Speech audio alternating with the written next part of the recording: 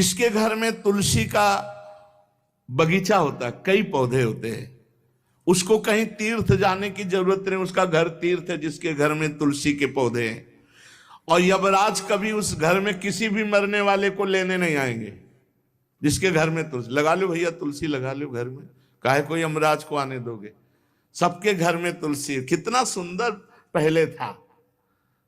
घर में आंगन होते थे, आंगन में एक बहुत बड़ा, और फिर उसमें तुलसी जी, और फिर उसमें दो चार नर्मदेश्वर और शालिग्राम ऐसे, और फिर घर का हर व्यक्ति जल चढ़ाना, प्रणाम करना, नमस्कार करना, चार पर। कितनी पवित्र पद्धतियां हमारी थी। जब रसोई बने पहली गाय के लिए, फिर कुछ पक्षियों के लिए, फिर कोई संत महात्मा, कोई भिक्षु, ऐसा कितना पवित्र व्यवहार। यहाँ जैसे हमने देखा है, ये रसोई बन रही ना, तो धुआं नहीं खत्म होने पाता, वो हो ही सब अपवित्र किए हुए हैं, राक्षसी बुद्धि आती चली जा रही। तुलसी जी, ये भागवती को वस्तु है। हमें लगता है बालकनी तो होती ही, बढ़िया बालकनी में एक ऐसा उठाने धरने वाला स्टैंड लोहे का रखो कि तुलसी जी को विराजमान कर दो। जिसके घर में तुलसी जी विराजमान होती है, उसके घर में यमराज कभी नहीं जाते। जो तुलसी जी का सेवन करता है, उसकी सारी कामनाएं तुलसी जी पूर्ण कर देती हैं।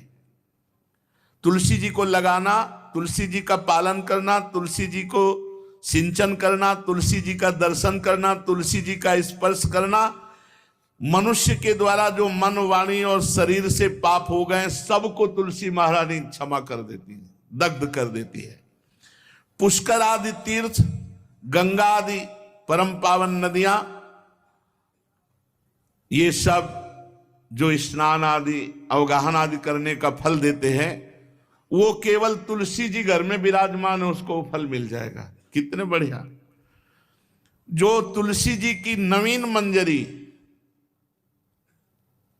प्रभु के चरणों में अर्पित करके प्रणाम करता है, वो चाहे कितना भी अपराध किए हो, वो कभी यमपुरी को नहीं देखेगा, कभी यमराज के पास नहीं जाएगा।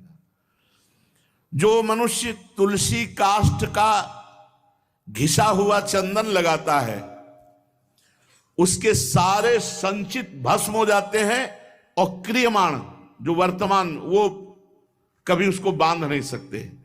तुलसी जी का काष्ठ का घिसा हुआ चंदन।